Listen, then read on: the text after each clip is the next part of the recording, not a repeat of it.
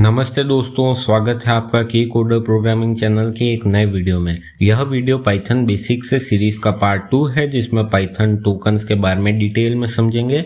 इससे पिछले वीडियो में पाइथन के बारे में बेसिक्स और Python plus VS code installation देखा था। तो चलिए शुरू करते हैं आज की क्लास।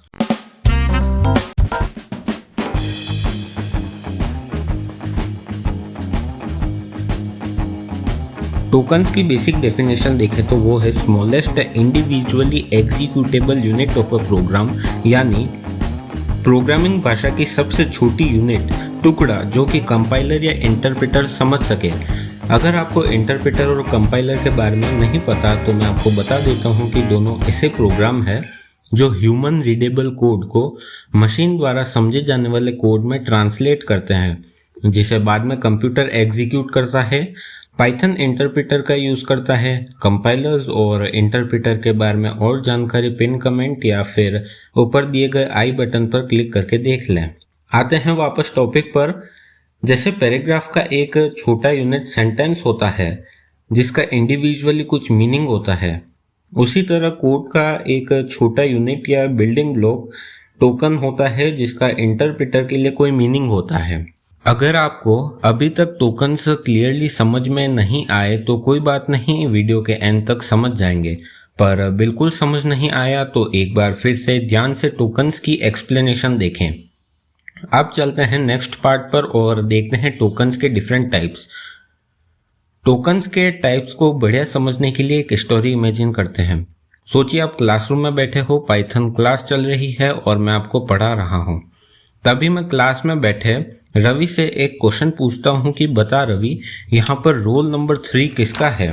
जिसके जवाब में रवि कहता है रोल नंबर 3 तो कवि का है।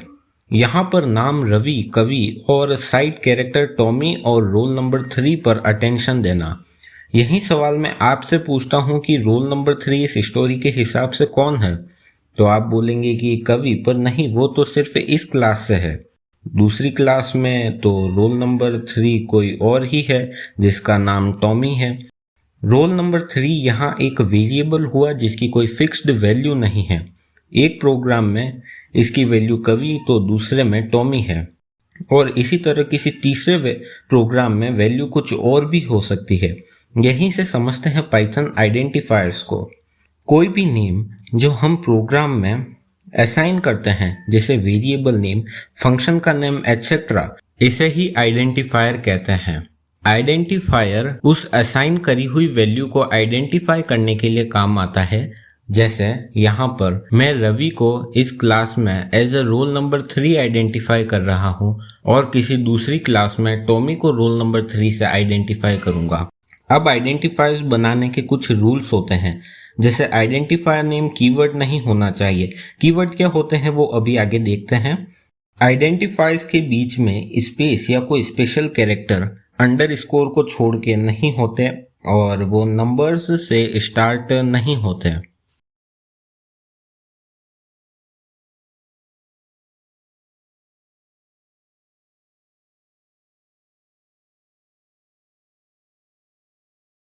अब याद करो, नाम रवि, कवि और टॉमी, ये नाम हर क्लास में सेम रहेंगे, अनलाइक रोल नंबर। इसे चेंज नहीं कर सकते क्योंकि ये सिस्टम प्री डिफाइंड है। सिमिलरली कुछ ऐसे वर्ड्स जिन्हें हम चेंज नहीं कर सकते, उनका मीनिंग और फंक्शन सिस्टम में प्री डिफाइंड होता है। इन्हें कीवर्ड कहते हैं। पाइथन में 35 कीवर्ड्स है। इनके हर एक का क्या मीनिंग है वो जैसे जैसे प्रोग्रामिंग सीखते जाते हैं समझ जाते हैं। थर्ड टाइप है कॉन्स्टेंट्स या लिटरल्स। यह तो नाम से ही समझ आ रहा है कॉन्स्टेंट्स। क्या होते हैं कॉन्स्टेंट्स? फिक्स्ड वैल्यूज जैसे नंबर्स, एग्जाम्पल 2, 3.1, 4.5 एटसेट्रा, जो कि कांस्टेंट है। या फिर बूलियन डेटा मतलब ट्रू या फॉल्स, स्ट्रिंग मतलब कोई कैरेक्टर, वर्ड या सेंटेंस, और स्पेशल लिटरल जो कि है नन। ध्यान रहे पाइथन केस सेंसिटिव लैंग्वेज है, मतलब यहाँ कैपिटल और स्मॉल लेटर डिफरेंट होते हैं, और ट्रू, फॉल्स और नन के फर्स्ट लेटर कैपिटल है तो कैपिटल ही रहेंगे। यह 3 भी कीवर्ड है। तो आज आपने 35 में से 3 कीवर्ड समझ लिए हैं। यहाँ एक सवाल आता है कि नन की स्पेशली क्यों जरूरत पड़ी? तो जवाब है नन की जगह जीरो तो दे नहीं सकते, क्योंकि फिर जीरो भी एक वैल्यू हो जाएगी। खाली भी छोड़ नहीं सकते, ये एक सिंटैक्स एरर होता है, इसलिए नन की जरूरत पड़ी। कॉन्स्टेंट्स में आने वाले सभी डेटा टाइप्स जैसे numeric, string, list, dictionaries etcetera, इनकी डेडिकेटेड वीडियो में समझेंगे। फोर्थ नंबर ऑपरेटर की बात करें तो ये सेम मैथ्स के ऑपरेटर की तरह ही है, plus, minus, multiply, mod, exponent etcetera. Operators के ऊपर भी नेक्स्ट एक डेडिकेटेड वीडियो है, उसमें डिटेल में समझेंगे। फिफ्थ टाइप पंचुएटर या डिलिमिटर है। जितने भी स्पेशल सिंबल्स पाइथन के कोड में होते हैं वे पंचुएटर कहलाते हैं। कुछ कॉमन पंचुएटर्स है पैरेंथेसिस, यह फंक्शंस को बुलाने और ट्यूपल्स बनाने में यूज होते हैं। एग्जैक्ट कोड में यूज धीरे धीरे नेक्स्ट वीडियोस में समझ जाएंगे। स्क्वायर ब्रैकेट्स लिस्ट को बनाने और इंडेक्स स्लाइसिंग के लिए। कर्ली ब्रेसेस डिक्शनरीज और सेट को बनाने के लिए। फिर कॉलन कोड ब्लॉक को स्टार्टिंग को इंडिकेट करने के लिए, और इंडेक्स स्लाइसिंग में कॉमा टू सेपरेट आइटम्स और single quote, double quote, triple quote string बनाने के लिए यूज होते हैं। हैश साइन कोड में कमेंट बनाने के लिए, और बैक स्लैश एस्केप सीक्वेंस के लिए यूज होता है। इक्वल्स टू वैल्यू असाइन करने के लिए, एट साइन डेकोरेटर्स के लिए, डॉट ऑब्जेक्ट्स के एट्रीब्यूट और मेथड को कॉल करने के लिए। अगर यह सब नहीं पता है कोई नहीं, आने वाले इनके डेडिकेटेड वीडियोस में पता लग जाएगा, जैसे लिस्ट क्या होती है, डिक्शनरी क्या होती है एक्सेट्रा। अभी तो बस एक कान से सुनो, आइडिया ले लो कि हाँ कुछ ऐसा ऐसा भी होता है, फिर डेडिकेटेड डिटेल्ड वीडियो में वैसे भी सब क्लियर हो जाएगा। थ्योरेटिकल पार्ट पर नजर डालने के बाद अब धावा बोलते हैं कोडिंग पर और शुरू करते हैं अपनी कोडिंग जर्नी। सबसे पहले पीसी पर आ जाएं और सर्च करें पाइथन। पाइथन सर्च करने के बाद उसे ओपन करें।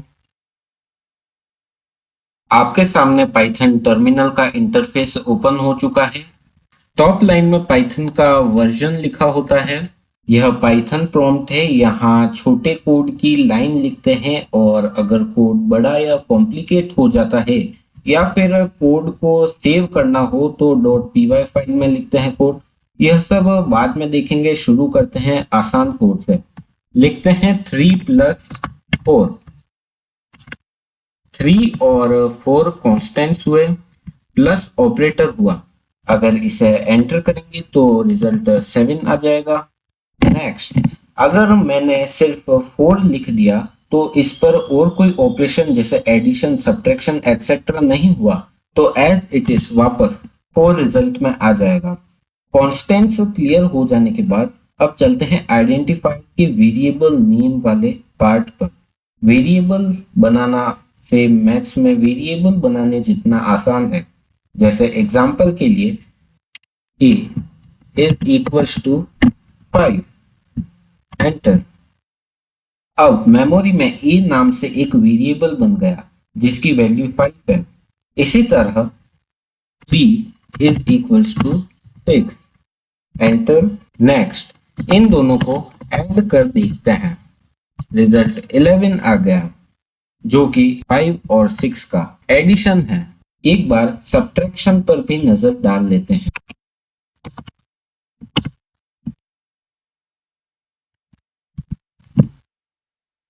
यह तो एरर आ गया। वीडियो पॉज करो और रीजन ढूंढने की कोशिश करो। मिला रीजन? अब तो मैं बता रहा हूँ, याद करो मैंने 4 मिनट 37 सेकंड पर क्या बताया था कि कैपिटल और स्मॉल केस लेटर अलग अलग होते हैं, और यहाँ मैंने कैपिटल बी लिख रखा है, तो एरर आ गया। एरर को सही करने के लिए मैं कैपिटल बी की जगह वापस नॉर्मल स्मॉल केस वाला बी लिख देता हूँ, तो रिजल्ट -1 आ गया, जो कि 5 - 6 होता है।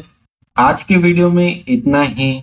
यहीं से अगले पार्ट में स्टार्ट करेंगे, जिसके अंदर डेटा टाइप्स को समझेंगे डिटेल में, like integer, float, true, false, none data etcetera. अगर वीडियो अच्छा लगा हो तो लाइक और शेयर करें। के कोडर प्रोग्रामिंग चैनल को सब्सक्राइब करें। मिलते हैं अगले वीडियो में, तब तक के लिए हैप्पी कोडिंग। धन्यवाद। जय हिंद।